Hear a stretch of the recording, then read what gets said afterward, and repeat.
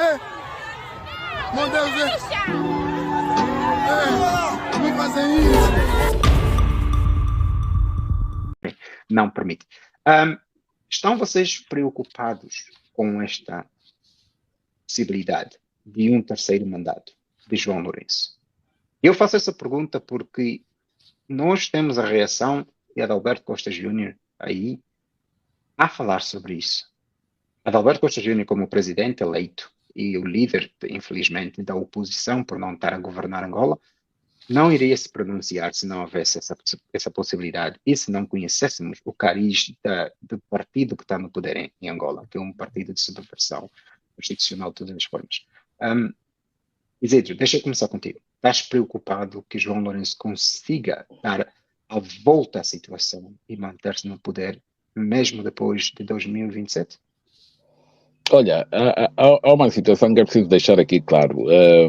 38 anos, quase meio século, não são só 38 anos, porque 38 anos foi o tempo de José Eduardo Santos, hoje temos mais tempo, já estamos a caminho de meio século de MPLA e é impossível nós aqui negarmos que quase meio século do MPLA não produziu algumas semelhanças do partido que governa, não se reproduziram no meio da oposição. E quando falamos da oposição, falamos do vasto leque de partidos que compõem a oposição, porque muitos de nós, quando falamos em oposição, as pessoas têm uma percepção que só estamos a falar da UDITA, mas isso é falso.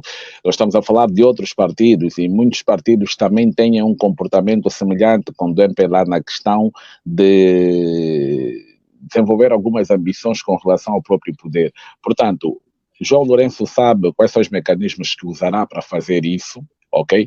Porque é preciso nós olharmos com seriedade que o que existe em Angola é a captura do próprio Estado, a captura da noção de Estado, ok? Os tribunais, as instituições estão todas na mão e no bolso do João Lourenço, logo é possível levar-se a cabo isso. Isso para não falar também das chefias militares que também estão na mão de João Lourenço. Logo nós temos aqui um problema muito cabeludo. É possível iniciar-se um processo de 27 de maio e o facto de, nas eleições de 2022, ter-se notado um grande aparato militar nas ruas como forma de intimidar as populações com relação à tomada dos seus direitos, com relação aos votos que foram injustamente roubados para que João Lourenço se mantesse no poder.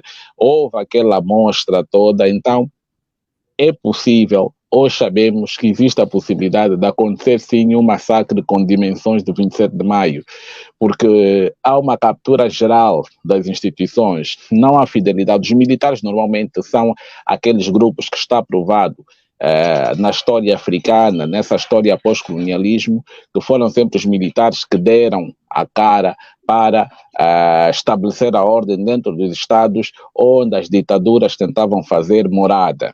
Mas hoje em dia nós temos uma classe de generais e também diga-se a bom tom que muitos dos generais que estão aí são generais de escritório, não são generais que passaram propriamente nos processos de instrução, nos processos de alinhamento que permitem com que um general seja um homem de honra. Nós temos pessoas fardadas que são extremamente promíscuas e em lugares de poder e decisão. E isso é muito estranho, porque a promiscuidade é aquilo que a gente conhece.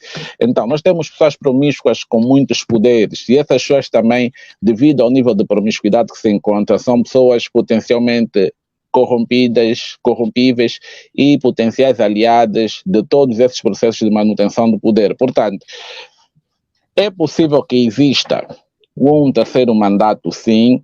Dentro desses moldes, é possível que se force um terceiro mandato. Primeiro é que os militares estão controlados e as instituições democráticas que deviam velar pelo exercício da própria democracia também estão controladas. Então é possível que João Lourenço consiga um terceiro mandato. E quando eu falei da questão da oposição, de desenvolver algumas semelhanças com o partido no poder, também é preciso nós olharmos que hoje em dia há muita corrupção. E as pessoas também hoje em dia, eu não sei se acreditam tanto assim nos projetos políticos que se encontram, mas as pessoas vendem-se por quase nada, vendem-se ao próprio regime e facilitam o regime porque querem viver bem, querem ter 2 milhões de salário nas contas todos os meses, não querem pagar combustíveis, querem aquelas regalias todas que são dadas, então lutam para sustentar esses modos de vida, que são as migalhas que caem do banquete que o MPLA faz no país há quase meio século, ok? Há quase meio século. Então, é preciso nós olharmos para tudo isso e urge o fortalecimento da própria sociedade civil.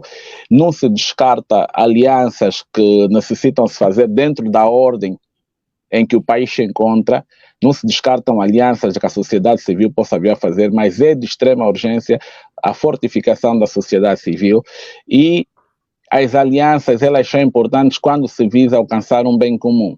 Portanto, é preciso olhar para muita coisa, mas a forma de se conduzir uma luta em Angola, uma luta política, não pode ser uma forma convencional. É preciso nós aceitarmos isso também, porque numa sociedade normal, a sociedade civil estaria à parte dos partidos políticos, mas em Angola as coisas são muito complicadas e hoje em dia a sociedade civil ela tem que estar aliada a partidos também, ok, que tenham o mesmo objetivo, ok, partidos que tenham também uma visão, que partilhem dos mesmos ideais que a sociedade civil tem e que queiram realmente afastar o MPLA do poder, porque está mais do que provado, a história recente e a história mais complexa, a história mais antiga também nos mostra que o problema do país é mesmo o MPLA. Por mais que as pessoas refutem, o problema é o MPLA.